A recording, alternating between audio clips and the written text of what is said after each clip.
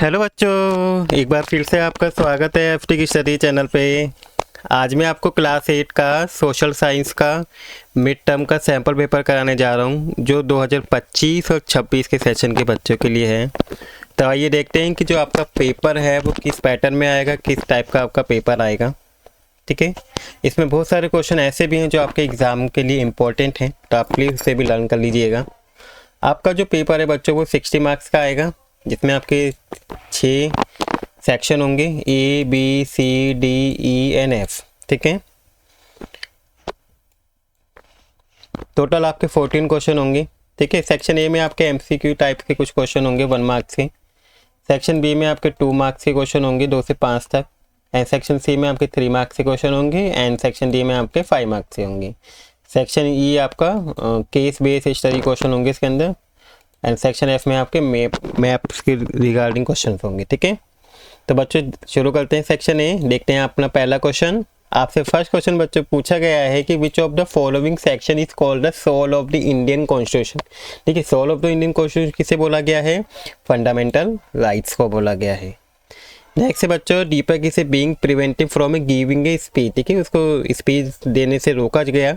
ठीक है, तो इसके कौन से फंडामेंटल राइट्स का वायलेंट हुआ है तो उसको बताना है आपका। तो ये आपका है राइट टू फ्रीडम। नेक्स्ट है बच्चों थर्ड कि which of the following country is secular. देखिए, कंट्री ये only people of one religion. ठीक है, वहाँ पे सिर्फ एक ही धर्म है जिसको क्या रिलीजन को क्या वोट देने का राइट है। ठीक है, कंट्री बी में क्या है? One religion has been accept किया गया यहाँ पे। कंट्री सी में the value of war one religions को दे रखा है more than the value of other religions को। ठीक है, एक धर्म को क्या ज़्यादा वो दे रखा है, अदर को इतना ज़्यादा इंपॉर्टेंस नहीं दे रखी। लेकिन जो सी डी कंट्री है इसमें क्या है? पीपल ऑफ ऑल रिलीजन, कितनी कोई से भी धर्म का हो उसको इक्वल राइट्स मिले हुए हैं। तो आपका कौन सा सही है आंसर बच्चों? डी सही आंसर है। इसके बाद बच्चों 4 है, when was the government of Indian act पास कब किया गया था बच्चों? 1909 में किया गया था। इसका 5th है कि आपको 2 स्टेटमेंट दे रखी है, आपको इन दोनों को स्टेटमेंट को पढ़ के बताना है कि क्या ये दोनों स्टेटमेंट सही हैं। तो वाटर क्या है? एक रिन्यूएबल रिसोर्स है, बिल्कुल सही है। और most of the water on the earth is क्या है? सैलिन, ये भी सही है। तो इसका आंसर क्या होगा बच्चों? ए सही आंसर होगा। इसके बाद बच्चों आपको आइडेंटिफाई करना है करेक्ट मैच। देखिए, जो फिशिंग है वो क्या है? एक प्राइमरी एक्टिविटी है, यानी कि ए ऑप्शन सही होगा। बैंकिंग आपकी टेरिटरी एक्टिविटी है, ये भी टेरिटरी है। ठीक है, ये प्राइमरी एक्टिविटीज नहीं है, तो इसका ऑप्शन नंबर ए सही होगा। इसके बाद बच्चों 7 क्वेश्चन है कि which of the following countries leading in rice production. ठीक है, राइस प्रोडक्शन कहाँ पे होता है? चाइना में। टनाजिया जो है ये कौन से कॉन्टिनेंट का पार्ट है बच्चों? अफ्रीका का है। इसके बाद नेक्स्ट है कि which of the following matter is more suitable है प्रिवेंटिंग सॉइल इरोजन को रोकने के लिए। ठीक है, और स्टीप स्लोप में तो कौन सी है? वेटिक फार्म। इसे बच्चों 10 क्वेश्चन है, आइडेंटिफाई द ऑड वन बताना है इसमें से कौन सा बिल्कुल अलग है। देखिए, कोयल, पेट्रोल एंड नेचुरल गैस। ठीक है, ये क्या है? एक ना एक दिन क्या हो जाएंगे? खत्म हो जाएंगे। ठीक है, सोलर एनर्जी ऐसी है जो कभी खत्म नहीं होगी, यानी कि इसका आंसर क्या होगा बच्चों? सोलर एनर्जी होगा। इसके बाद बच्चों 11 क्वेश्चन में आपको एक एल्जेशन दे रखी है, रीज़न दे रखा है। आपको बताना है कि क्या ये एल्जेशन इसका रीज़न सही एक्सप्लेनेशन कर रहे हैं या नहीं कर रहे हैं, क्या दोनों सही हैं। तो देखते हैं। James mill divide into history in 3 categories में डिवाइड किया गया, बिल्कुल सर करेक्ट है ये। ठीक है, लेकिन गवर्नमेंट डॉक्यूमेंट जो है वो हेल्प करते हैं understand that government people think. तो उससे हमें गवर्नमेंट डॉक्यूमेंट से जो नॉर्मल पीपल होते हैं उनकी थिंक के बारे में हमें पता नहीं चल पाता है, यानी कि रीज़न गलत है। ठीक है, तो आपका ऑप्शन नंबर सी सही होगा बच्चों, एजुकेशन करेक्ट है एंड रीज़न इज इनकरेक्ट। इसके बाद बच्चों 12 है, आपको फिल इन द ब्लैंक्स भरना है। The English factory was started in 1651 on the bank of किस रिवर के किया गया था? बिल्कुल ईजी क्वेश्चन है आपका, हुगली रिवर के किया गया था। नेक्स्ट क्वेश्चन है, in which year Sirajuddaula become the nawab of Bengal बने थे? कौन से साल में बने थे बच्चों? ये 1756 में बने थे। चंपारण मूवमेंट जो था वो कौन से एग्रीकल्चर से रिलेट है? आपका इंडिगो से। Who among the following was called शेर मैसूर किसे बोला गया? टीपू सुल्तान को बोला गया है। इसके बाद बच्चों सेक्शन बी आता है। सेक्शन बी में आपका सेकंड क्वेश्चन है, what was the result of last battle of Srirangapatna Patna. ठीक है, आपको 2 मार्क्स का क्वेश्चन है। आइए इसका आंसर देखते हैं बच्चों। इसका आंसर है कि the British with the Isle Nizam of Hyderabad achieved decisive victory after breaching the walls of the fortress of Srinagar and storming the citadel. Tipu Sultan Mysore ruler क्या हो गए थे इसके दौरान, जो ये हुआ था इसमें इनकी डेथ हो गई थी। इसके बाद बच्चों सेकंड क्वेश्चन पूछा गया इसी की चॉइस में आपका, इन दोनों में इसको ये करना होगा। तो आपका बी दिया हुआ है कि what were the result of third Anglo Maratha, जो वार हुआ था उसका क्या रिजल्ट हुआ था। The war lead to the end of the Maratha empire, all the Maratha power surrender कर दी गई थी ब्रिटिश को। An obscure descendant of Chhatrapati Shivaji was place as the ceremonial head of the Maratha बन गए थे। And confederacy of Satara, this was one of the last major war हुई थी जो ब्रिटिश क्या हुए थे जिसने जीत लिए थे। इसके बाद बच्चों आपको मेंशन एनी टू फंक्शन बताने हैं ज्यूडिशरी के, ठीक है। क्या दो मेन फंक्शन है, देखिए ये क्या करता है, सबसे पहले तो डिस्प्यूट रिजोल्यूशन कराता है, अगर कोई झगड़े होते हैं उनको सुलझाने का काम करता है। The judicial system resolve dispute between citizen, है ना, एंड सिटीजन। गवर्नमेंट की अगर गवर्नमेंट के साथ हो जाए, जैसे स्टेट गवर्नमेंट की और सेंट्रल गवर्नमेंट के बीच में अगर कोई डिस्प्यूट होता है तो उसको रिजोल्यूशन यही करता है। सेकेंड है बच्चों judicial review, the judiciary is final interruption of constitution में, Therefore it has the power strike down particular law को क्या कर सकता है, रोक भी सकता है अगर पार्लियामेंट में कुछ ऐसा बनाया गया है, ठीक है, वायलेंस कर रहा है वो। इसका बच्चों नेक्स्ट क्वेश्चन है आपका फोर्थ का ए कि mention any two feature of the Indian constitution के दो फीचर आपको बताने। देखिए फर्स्ट फीचर आपका फेडरलिज्म, देखिए हमारा जो देश है इंडियन कॉन्स्टिट्यूशन है इसमें क्या है फेडरलिज्म है। फेडरलिज्म मतलब कि इसमें more than one level of government इस कंट्री के अंदर है, ठीक है। एक तीन तरह की रखें, there are three level of government है, सेंट्रल, स्टेट और पंचायती राज, ठीक है, जिसमें क्या किया गया पावर को डिवाइड किया गया। सेकंड फीचर है आपका पार्लियामेंट फॉर्म है गवर्नमेंट, जो पार्लियामेंट होती है बच्चों को क्या करती है, गवर्नमेंट को फॉर्म करती है। तो constitution of Indian guarantee universal adult surface of all citizen mean that people of India have a direct role in electing their representative, ठीक है, उनको सीधा डायरेक्ट रोल दे रखा है जिसके थ्रू क्या करते हैं वो अपने रिप्रेजेंट को क्या करते हैं चुनते हैं। इसके बाद बच्चों नेक्स्ट क्वेश्चन है आपका what write the importance of universal adult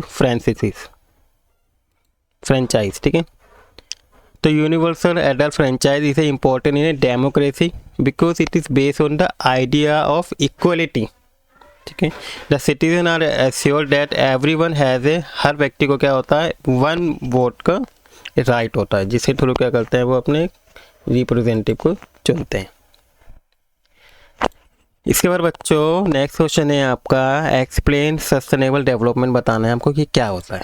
देखिए जब हम रिसोर्सेज का इस तरीके से यूज़ करें कि हमारी जो आने वाली जो फ्यूचर जनरेशन है वो क्या कर सके, अपनी नीड्स को पूरा कर सके, उनको भी क्या वो अवेलेबल हो, इसी को बच्चों हम क्या बोलते हैं सस्टेनेबल डेवलपमेंट कहते हैं। तो sustainable development is that means the need of present, ठीक है, जो प्रेजेंट की ज़रूरतें हैं without compromising the ability of future generation to meet their own need, ताकि उनकी भी ज़रूरतों क्या हो सके पूरी हो सके।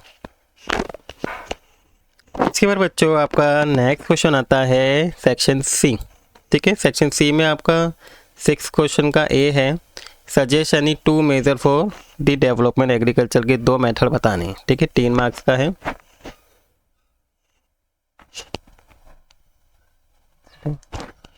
तो इसमें फर्स्ट ये पूछा गया है कि टू अचीव एग्रीमेंट डेवलपमेंट को करने के लिए एग्रीकल्चर सबसे पहले हमें क्या करना होगा, इम्प्रूव करनी होगी इरिगेशन जो मेथड है उसको इम्प्रूव करना होगा, ठीक है। मैंने आपके यहाँ पे सिर्फ की पॉइंट लिखे हैं, आप इसको एक्सप्लेन कर सकते हैं।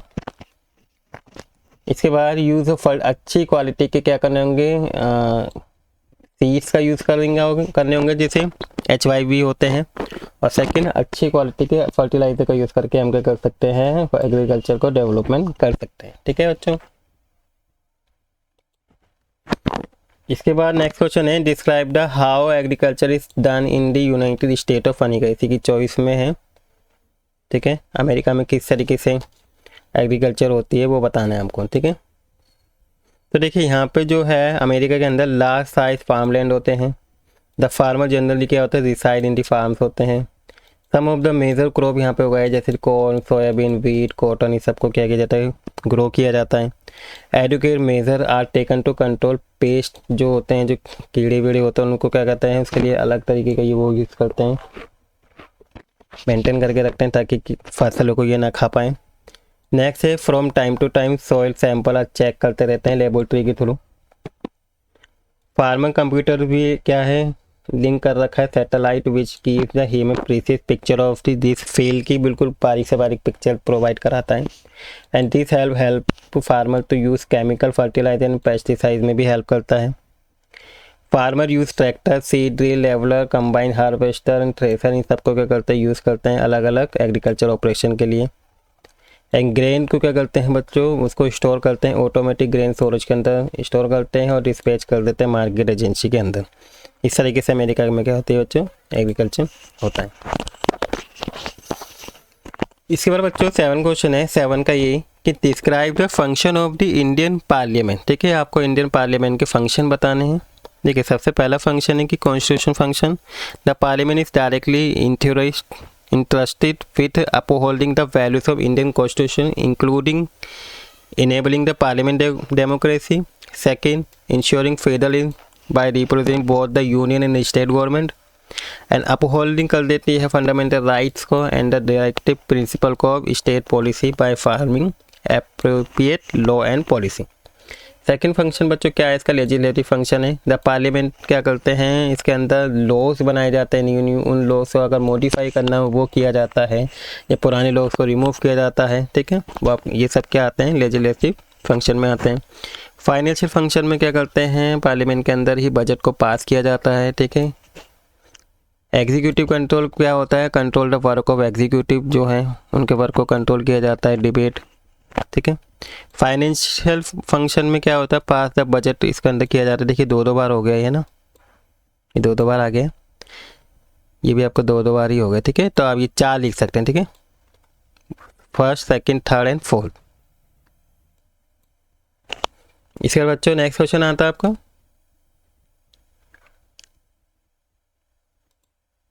नेक्स्ट क्वेश्चन है बच्चों, explain the example of how law are made in India. ठीक है, आपको एग्जांपल के साथ इसको बताना है कि जो इंडिया के अंदर लॉ किस तरीके से बनाए गए थे। तो देखिए, it is often believe that it was a British colonialism who introduce the rule of law in India, जिन्होंने यहाँ पे बना रखा था। And however historian have dispute this claim. ठीक है, जिसकी वजह से जो हमारे पुराने लोग थे किस तरीके से उन्होंने इसका विरोध किया था, क्या क्या डिस्प्यूट्स होते। First, colonial law was arbitrary. Second, Indian nationalist play prominent role किया था। ठीक है, प्ले, ताकि development of legal sphere in British India.